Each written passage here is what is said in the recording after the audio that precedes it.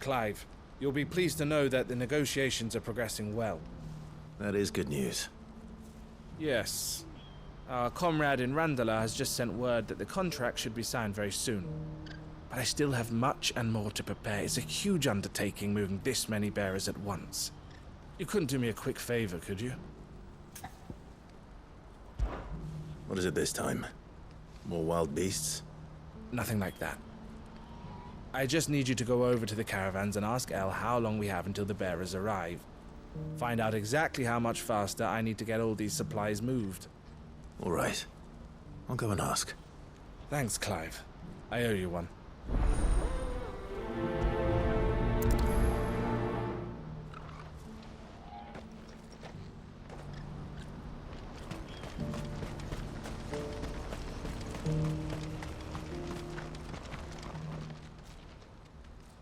Don't blame yourself, El. This is their fault, not yours. I know, but... No buts about it, all right?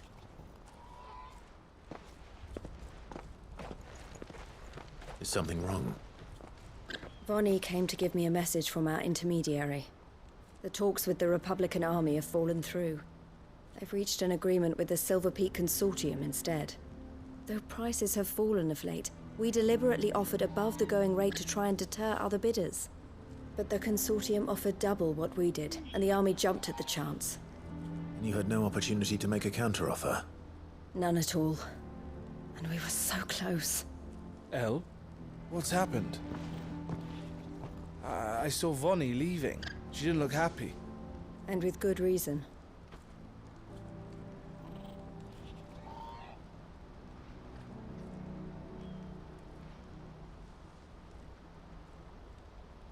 But I thought we were the only ones the Fist was speaking to about the bearers. How did the Consortium even find out about this? It's not so surprising. They have ears all over the Republic. This isn't over. The Consortium will have to sell these bearers eventually, and at the price they paid, buyers will be few and far between. I'm going to Randalar myself. Alone? You sure that's wise? Are you offering to be my bodyguard? How kind. Meet me at the checkpoint near the capital gates. I'll send an owl ahead and request a meeting. You go to Cashlock, Theo, and get everything ready. We've waited far too long as it is. Even if I fail to free these bearers, there will be others. Someone needs to prepare the place and keep any prowling beasts at bay. Oh, and that's me, is it? Well, it looks like I'm following orders till she gets back from meeting the Silver Peak Consortium, who've been doing their best to undermine our scheme. She'll never join them after this, surely. No, she said it herself. She still has plans for Cashlock, even if this one falls through. She means to stay with us, then. I can't say I'm not happy to hear it, but... is this what she really wants? You have to trust her. You're right. It's what she wants now. And if Elle's off fighting for the cause, I should do my part too. So I bid you farewell and safe travels, my friend. I'll gather my men and leave for Cashlock. We'll make sure the place is well stocked and defended. You go to Randalar and see if you can stop my sister biting the Consortium's heads off. If she won't consider her prospects, someone has to. I'll do my best.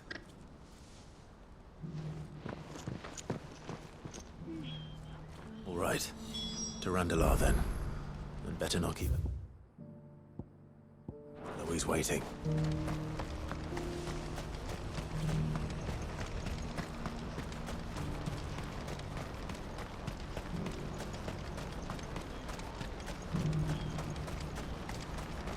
What I wouldn't give for a hot meal.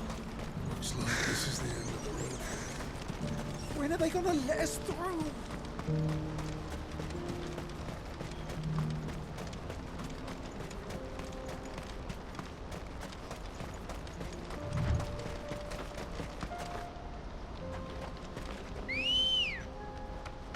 Good girl. Fly, Ambrosia.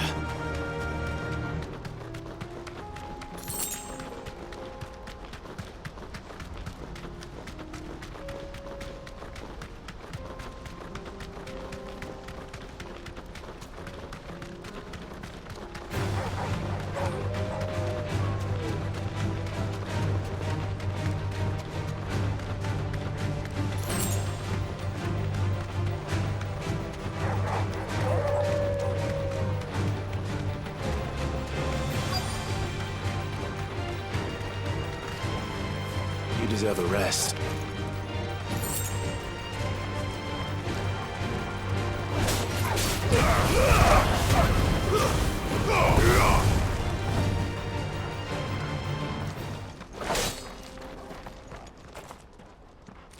I hope I didn't keep you waiting.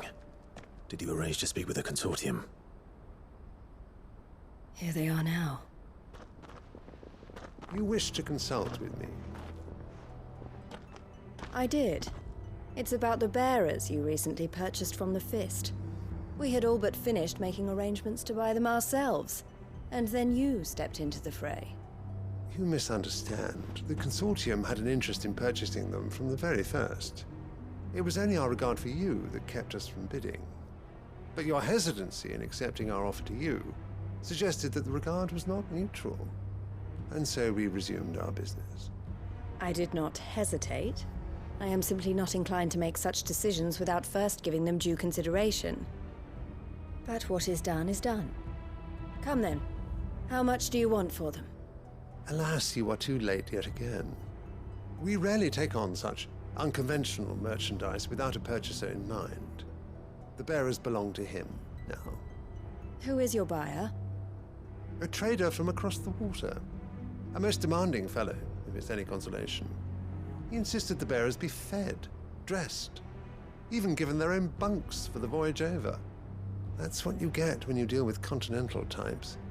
I wouldn't know. Oh yes, the culture on the continent is quite different to ours. They pay good money for bearers not fit for the knacker's yard, and treat them like kings.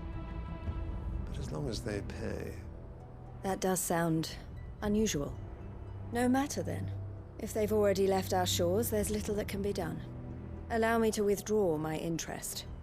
And with it, my interest in joining your organization. My associates will be sorry to hear that.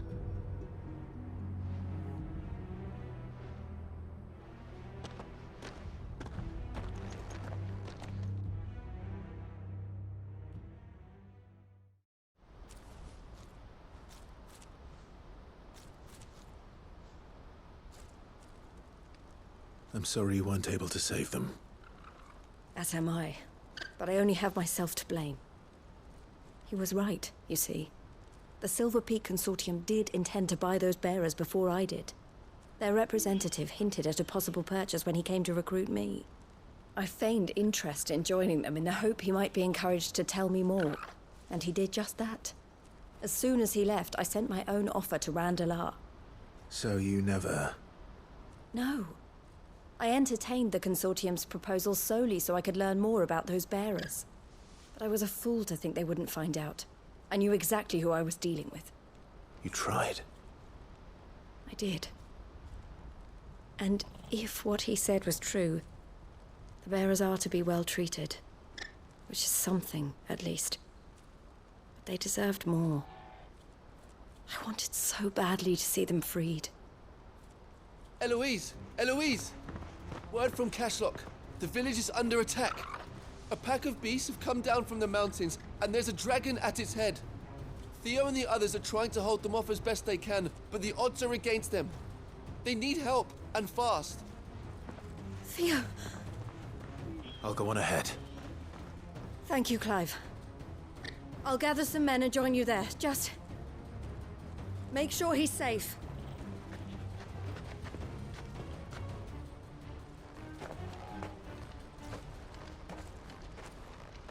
Hold on, Theo. I'm coming.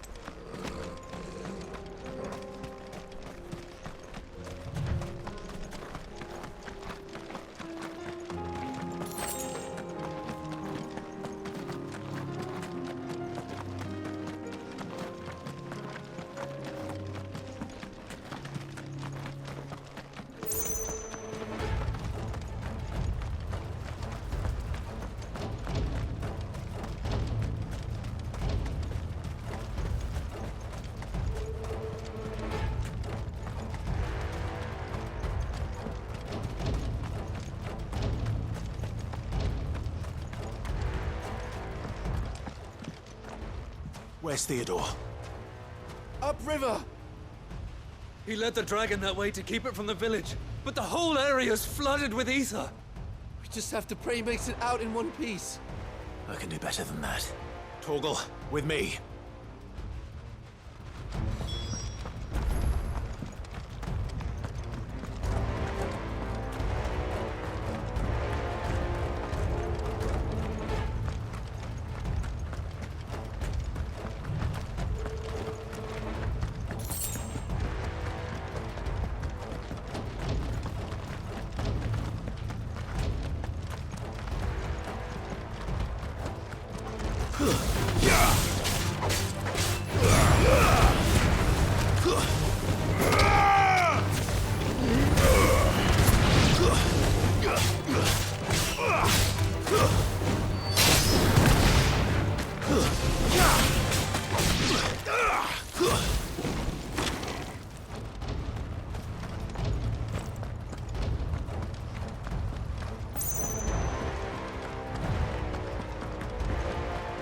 Where are you, Theo?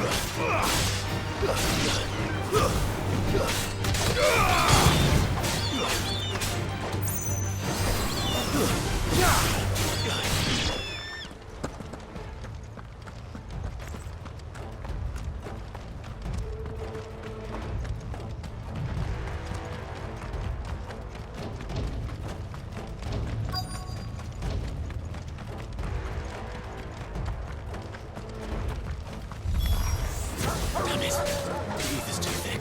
These creatures have already turned.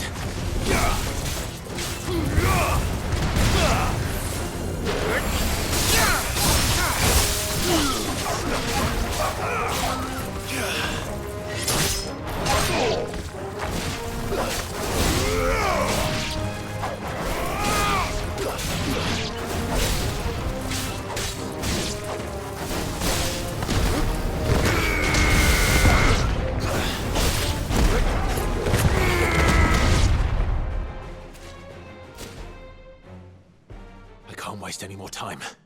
I need to find Theodore before that dragon does.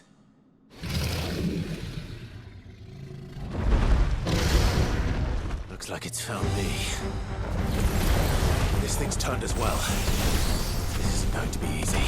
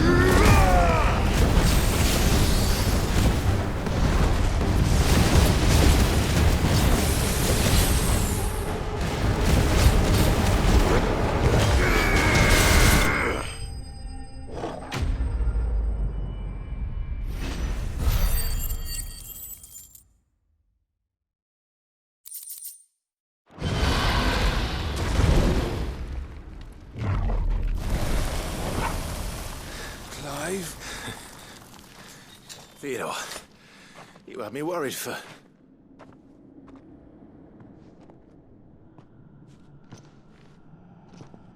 We have to get you out of here.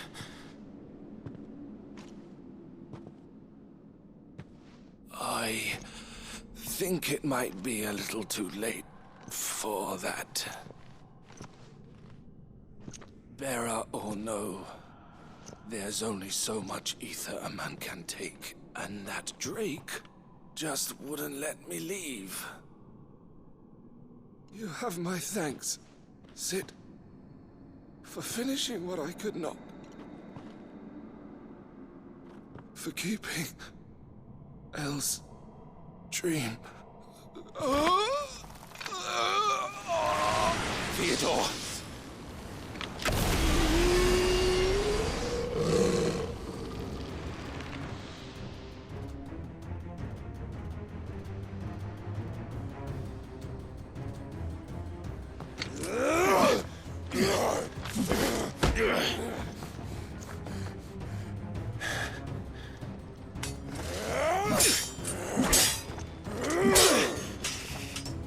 Don't make me do this. Stop it, Theo! Stop! Stay back, Eloise! He's turned. And so will you!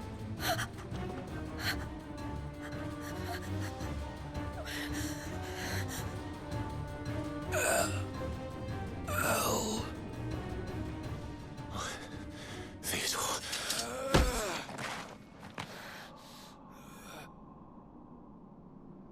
Take care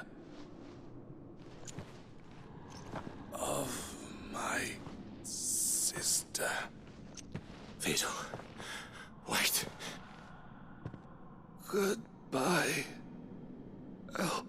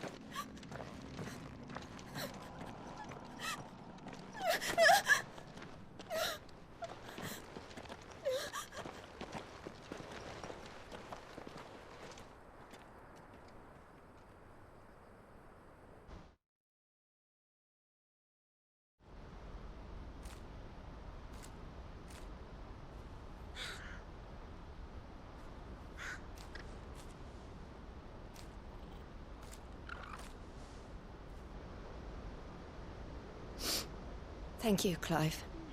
I think I'll be all right now.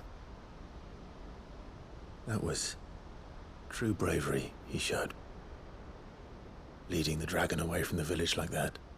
His first instinct was always to protect people. To put others' well-being before his own. And now he's gone. Because I sent him to that place, against his will. It wasn't against his will. He was ready to do whatever it took to show you he could stand on his own. So that you would finally be free to live your own life. To live my own life? He never could come to terms with the choice I made. What exactly happened?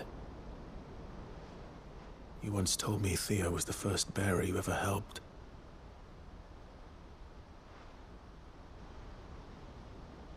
We grew up in Canva. We were born to one of the great trading houses. And I was chosen to inherit the family business. I had my father's head for figures, you see.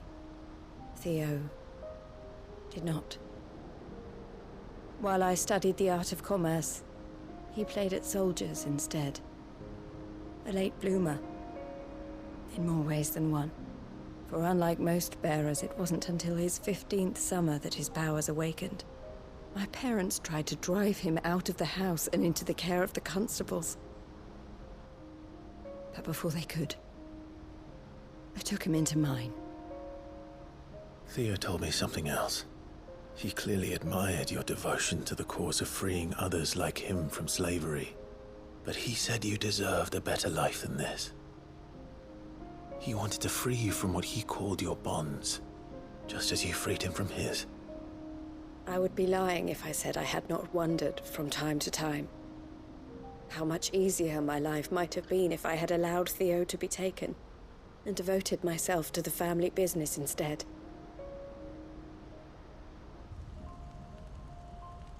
But I have never regretted the decision I made. Being with my brother meant more to me than tradition or reputation. I only had to look at him to remind myself of that night and the choice I made and the fact that I would make the same choice again in a heartbeat.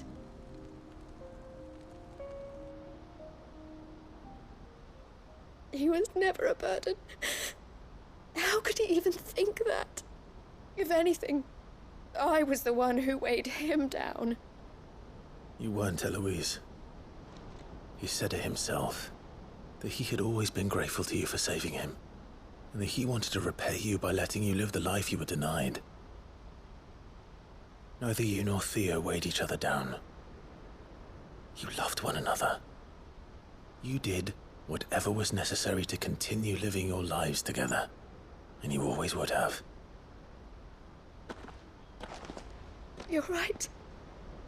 All I ever wanted, all I ever did, it was so we could be together. Oh, Theo, why did you have to...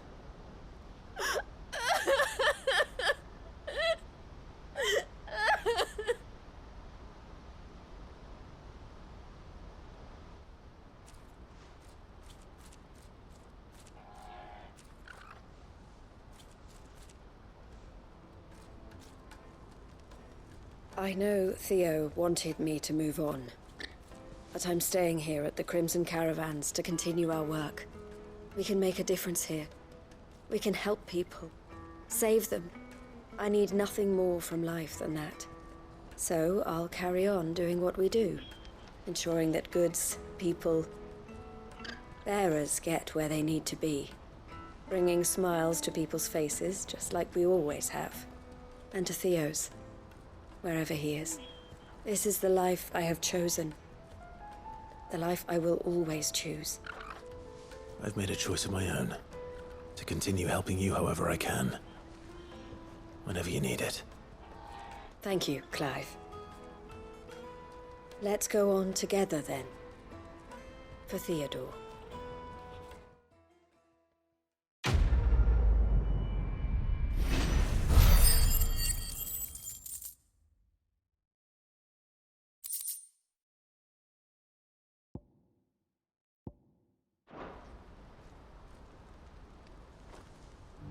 The Crimson Caravans is my family business now, and I would not exchange it for the world. I brought Theo here to be safe, and I have never looked back since.